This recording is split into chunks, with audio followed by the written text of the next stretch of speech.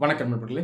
எக்கனாமிக்ஸில் middle income drop அப்படின்ற கான்செப்டை நாம் இந்த வீடியோவில் டிஸ்கஸ் பண்ண போகிறோம். நம்ம சேனல் மெம்பர்ஸ் நிறைய பேர் என்கிட்ட கேட்டிருந்தாங்க, நீங்கள் கரண்ட் அஃபேர்ஸ் டிஸ்கஷனும் சப்ஜெக்ட் வீடியோஸும் அப்லோட் பண்ணி ரொம்ப நாள் ஆகுது, ஃப்ரீக்வெண்ட்டாக பண்ணுறதில்ல, இதை மறுபடியும் நீங்கள் ரெகுலராக பண்ணால் பெட்டராக இருக்கும் அப்படின்னு கேட்டிருந்தாங்க. நேர பற்றாக்குறையினால் சமீப காலமாக என்னால் சப்ஜெக்ட் ரிலேட்டட் வீடியோஸும் சரி கரண்ட் அஃபேர்ஸ் டிஸ்கஷனும் சரி ரெகுலராக என்னால் நம்ம சேனலில் பண்ண முடியதில்லை. இதுக்காக நீங்கள் என்ன மன்னிக்கணும். நியர் ஃபியூச்சரில் முடிஞ்ச வரைக்கும் subject videos and current affairs discussion நான் பண்ண முயற்சி பண்ணுறேன். சரி, நம்ம இப்போ மிடில் இன்கம் ட்ராப் அப்படின்ற கான்செப்ட் என்னங்கிறத பார்த்துக்கலாம். ஒரு சில நாட்களாக இந்த மிடில் இன்கம் ட்ராப் அப்படின்ற டேர்மை நம்மளால் ரெகுலராக நியூஸில் பார்க்க முடியுது. இந்த டேர்ம் இந்தியா சம்மந்தப்பட்டும் டிஸ்கஸ் பண்ணப்படுது. சரி, மிடில் இன்கம் ட்ராப் அப்படிங்கிறது என்ன? இதை பார்க்கறதுக்கு முன்னாடி நம்ம இந்த உலகத்தில் இருக்கக்கூடிய நாடுகள் எப்படி நேஷனல் இன்கம்மை வச்சு கிளாசிஃபை பண்ணப்படுது அப்படிங்கிறத முதல்ல பார்த்தோம். வேர்ல்டு பேங்க் அப்படின்ற ஆர்கனைசேஷன் இந்த உலகத்தில் இருக்கக்கூடிய எல்லா நாடுகளையும் 3 முக்கியமான கேட்டகரிஸில் கிளாசிஃபை பண்ணுறாங்க, அதாவது வகைப்படுத்துகிறாங்க. எதை வச்சு வகைப்படுத்துகிறாங்கன்னா அவங்களுடைய தேசிய வருமானம், நேஷனல் இன்கம், இங்கிலீஷில் GNI அப்படின்னு சொல்லுவாங்க, கிராஸ் நேஷனல் இன்கம். சிம்பிளாக சொல்லணும்னா ஒரு நாட்டினுடைய ஒரு வருடத்திற்கான வருமானம். இதை வச்சு நாடுகளில் low income, middle income, high income இப்படின்னு கிளாஸிஃபை பண்ணுறாங்க. தற்போதைக்கு டிஃப்ரெண்ட் ஸ்லாப்ஸை வச்சு இதை டிட்டர்மைன் பண்ணுறாங்க. இந்த ஸ்லாபை நான் ரஃபாக சொல்கிறேன். இதை ரெகுலராக வேர்ல்டு பேங்க் வந்து அப்டேட்டும் பண்ணுவாங்க. ரஃபாக $1,100 பெர் கேபிட்டா இன்கம், தனி நபர் வருமானம், இது வரைக்கும் இருக்கிற நாடுகளை லோ இன்கம் கண்ட்ரீஸ்னு சொல்கிறோம். $1,100 to $12,000 பெர் கேபிட்டா இன்கம், இந்த நாடுகளை மிடில் இன்கம் கண்ட்ரீஸ் அப்படின்னு சொல்கிறோம். மோர் தென் $12,000 பெர் கேபிட்டா இன்கம், இந்த நாடுகளை ஹை இன்கம் கண்ட்ரீஸ் அப்படின்னு சொல்கிறோம். இல்லை இந்த மிடில் இன்கம் இருக்குது பார்த்தீங்களா, இதுக்குள்ள 2 கேட்டகரி இருக்குது, சப் கேட்டகரி இருக்குது. அது என்னென்னா low middle income, upper middle income. $1,100 to ரஃபா $4,500 வந்து லோ மிடில் இன்கம், $4,500 to $12,000 வந்து அப்பர் மிடில் இன்கம். ஸோ இந்த மாதிரி வேர்ல்டு பேங்க் நாடுகளை வகைப்படுத்துகிறாங்க.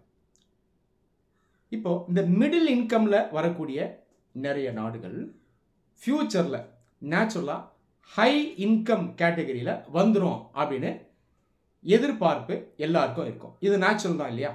லோ இன்கம்லேருந்து மிடில் இன்கம் போகிறாங்க, மிடில் இன்கம்லேருந்து ஹையர் இன்கம் போகிறாங்க. ஆனால் ஒரு சில நாடுகளுக்கு என்ன நடக்கும்னு பார்த்தீங்கன்னா அவங்க அந்த மிடில் இன்கம்லேயே ட்ராப் ஆகிடுவாங்க, மாட்டிப்பாங்க. ஃபர்தராக ஹையர் இன்கம்க்கு போக மாட்டாங்க. அதாவது அவங்க இந்த டெவலப்பிங் கண்ட்ரீஸாகவே தொடருவாங்களே தவிர இன்னும் இன்கம்மை இன்க்ரீஸ் பண்ணிட்டு டெவலப்டு கண்ட்ரீஸாக மாற மாட்டாங்க. இந்த ஸ்டாக்னேஷன், இந்த ட்ராப்பை தான் நம்ம என்னன்னு சொல்கிறோம்னா மிடில் இன்கம் ட்ராப் அப்படின்னு சொல்கிறோம். உதாரணத்துக்கு பல வருடங்களுக்கு முன்னாடி மிடில் இன்கம் கண்ட்ரீஸாக பார்க்கப்பட்ட மெக்சிகோ, பிரேசில், சவுத் ஆப்பிரிக்கா இந்த மாதிரி நாடுகள் வேகமாக மேற்கொண்டு வளர்ந்து ஹை இன்கம் நாடுகளாக ஆகி ஃபர்தராக டெவலப்டு கண்ட்ரீஸாகவும் மாறிடுவாங்க அப்படின்ற ஒரு எதிர்பார்ப்பு இருந்தது. ஆனால் இந்த நாடுகள் இன்கம்மை வந்து அந்த அளவுக்கு இன்க்ரீஸ் பண்ணலை. காரணம் என்னன்னா இவங்க இந்த மிடில் இன்கம் ட்ராப்பில் மாட்டிக்கிட்டாங்க. சரி, மிடில் இன்கம் ட்ராப் எப்படி ஒர்க் ஆகும்? இந்த மிடில் இன்கம் ட்ராப்பில் ஒரு நாடு இருக்குது அப்படின்னா அது எந்த மாதிரியான பிரச்சனைக்கு உள்ளாகி இருக்கும், இதை நான் சொல்கிறேன். இது ரொம்ப முக்கியமானது. இனிஷியலாக ஒரு நாட்டினுடைய இன்கம் எப்படி அதிகமாகும் அப்படின்னு பார்த்தீங்கன்னா அந்த நாட்டில் இருக்கக்கூடிய அந்த லேபர் இருக்காங்கல்ல, இந்த லேபர் ஃபோர்ஸ் அவங்களுக்கு ஒரு பெரிய ஸ்ட்ரென்த்தாக இருக்கும். பொதுவாக ஒரு லோ இன்கம்லேருந்து மிடில் இன்கம்க்கு போகிறாங்கன்னா இனிஷியலாக அந்த நாட்டில் சீப் லேபர் அதிகமாக அவைலபிளாக இருக்கும். அவங்களுக்கு கம்மியாக சம்பளம் கொடுத்தா போதும். அதாவது லோ வேஜில் சீப் லேபர் அந்த நாட்டில் அதிகமாக கிடைக்கும். இதை வச்சு அந்த நாடு என்ன பண்ணணும்னா நிறைய பொருட்களை உற்பத்தி பண்ணும். அதாவது குறைஞ்ச விலையில் நிறைய பொருட்களை உற்பத்தி பண்ணும், ஏற்றுமதி பண்ணும். இதனால அந்த நாடுகளுடைய வருமானம் அதிகமாகும். ஆனால் இந்த ப்ராசஸ் வந்து பார்த்தீங்கன்னா ஒரு லெவல் வரைக்கும் தான் போகும். அதுக்கப்புறம் அது ஒரு சேச்சுரேஷன் பாயிண்ட்டை ரீச் ஆகிடும். சரி, ஏன் சேச்சுரேஷன் பாயிண்ட்டை ரீச் ஆகுது? உத்து பார்த்தீங்கன்னா முதல்ல அந்த சீப் லேபர் அட்வான்டேஜ் இருக்குது, வேஜ் கம்மியாக இருக்குது, அவங்க நிறைய ப்ரொடியூஸ் பண்ணுறாங்க. அதை எப்படி ப்ரொடியூஸ் பண்ணுவாங்கன்னு பார்த்தீங்கன்னா பேசிக் டெக்னாலஜி வச்சு நிறையா ப்ரொடியூஸ் பண்ணுவாங்க. மெயினாக எந்த செக்டர்ஸில் ப்ரொடியூஸ் பண்ணுவாங்கன்னா டெக்ஸ்டைல், ஃபுட் ப்ராசஸிங், இந்த மாதிரி லேபர் இன்டென்சிவ் செக்டர்ஸில், பெரிய டெக்னாலஜி தேவைப்படாத செக்டர்ஸில் அவங்க ப்ரொடியூஸ் பண்ணி ஏற்றுமதி செஞ்சு அவங்களுடைய கண்ட்ரியை டெவலப் பண்ணுவாங்க. ஆனால் காலம் போக போக என்ன ஆகும்னா அந்த நாட்டுக்குள்ளே வேலை செய்யக்கூடிய அந்த லேபரர்ஸ் இருக்காங்களா அவங்களுடைய வேஜை வந்து அதிகப்படுத்த வேண்டிய ஒரு கட்டாயம் இருக்கும். ரைட்டா? அப்போ என்ன ஆகிடும்னா அந்த வேஜ் வந்து கொஞ்சம் கொஞ்சமாக அதிகமாகிடும். அப்போது அந்த low wage cheap labour advantage இதுக்கு முன்னாடி இருந்ததுல, அதுக்கப்புறம் என்ன ஆகிடும்னா அது வந்து இல்லாமல் போயிடும். அப்போ கொஞ்சம் கொஞ்சமாக அந்த அட்வான்டேஜை அந்த நாடு இழக்கும். அது இல்லாமல் அந்த நாடு ஃபர்தராக இன்னோவேஷன் பண்ணாமல் விட்டுடும். அதாவது புதிய தொழில்நுட்பங்களை உருவாக்காமல் விட்டுடும். ஹையர் டெக்னாலஜிக்கு போகாது. அதனால் இந்த டெவலப்டு கண்ட்ரிஸ் ப்ரொடியூஸ் பண்ணுற அந்த மேனுஃபேக்சர்ட் குட்ஸ் இருக்கு இல்லையா, இதனோட இந்த நாடால் போட்டி போட முடியாது. அப்போ இந்த ஃபேக்டர்ஸ்லாம் ஒன்று சேர்ந்து ஃபர்தராக அந்த நாட்டுடைய இன்கமை வளராமல் செஞ்சிடும். ஒரு சிம்பிள் எக்ஸாம்பிளோட நான் இதை எக்ஸ்பிளைன் பண்ணுறேன். பிரேசிலை நாம் ஒரு எக்ஸாம்பிளாக எடுத்துப்போம். பிரேசில் பார்த்தீங்கன்னா பல ஆண்டுகளாக மைனிங், ஃபுட் ப்ராசஸிங் இந்த மாதிரி செக்டர்ஸில் ரொம்ப ஸ்ட்ராங்காக இருந்தது, எக்ஸ்போர்ட் பண்ணிச்சு. அதுக்கப்புறம் பார்த்தீங்கன்னா இந்த ஆட்டோமொபைல் செக்டர்ஸ்லையும் ஸ்ட்ராங்காக ஆரம்பிச்சது.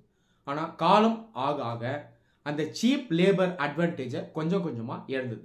நீங்கள் ஆட்டோமொபைல் இண்டஸ்ட்ரி எடுத்துங்க, அதுக்கப்புறம் பிரேசிலால் ஒரு ஜெர்மனி அளவுக்கோ ஜப்பான் அளவுக்கோ ஃபர்தராக இன்னோவேட் பண்ண முடியல.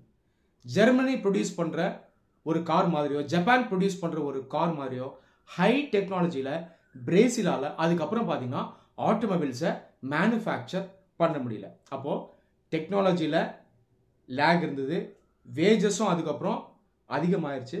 அதோடு சேர்ந்து அந்த இன்ஸ்டிடியூஷனல் கெப்பாசிட்டி, அந்த நிறுவனம் மயமாக்குதல், இதையும் பிரேசில் அந்த அளவுக்கு பண்ணலை. அதனால் ஜப்பான், ஜெர்மனி போன்ற நாடுகளை பிரேசில் வந்து ரீச் பண்ண முடியாமல் போயிடுச்சு. அந்த மிடில் இன்கம் ட்ராப்பில் அது மாட்டிடுச்சு.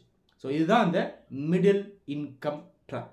மிடில் இன்கம் ட்ராப்பில் மாட்டாமல் இருக்கணும்னா ஒரு நாடு தொடர்ந்து அதனுடைய மனித வளத்தை ஸ்ட்ரெங்தன் பண்ணிகிட்டே இருக்கணும், டெக்னாலஜியை வளர்க்கணும், இன்ஃப்ராஸ்ட்ரக்சரை டெவலப் பண்ணணும், இன்ஸ்டிடியூஷனல் கேப்பபிலிட்டிஸை டெவலப் பண்ணணும். அமெரிக்கா, கனடா போன்ற நாடுகள், western European countries, France, Germany, ஏஷியாவில் இருக்கக்கூடிய developed countries, South Korea, Japan, இவங்க எல்லாமே இந்த ஏரியாஸில் ஒர்க் பண்ணதுனால தான் இவங்கெல்லாம் இன்னைக்கு ஸ்ட்ராங் டெவலப்டு கண்ட்ரீஸாக இருக்காங்க. இந்த வீடியோ உங்கள் எல்லாருக்கும் ஹெல்ப்ஃபுல்லாக இருந்துக்கணும் நம்புகிறேன். நன்றி.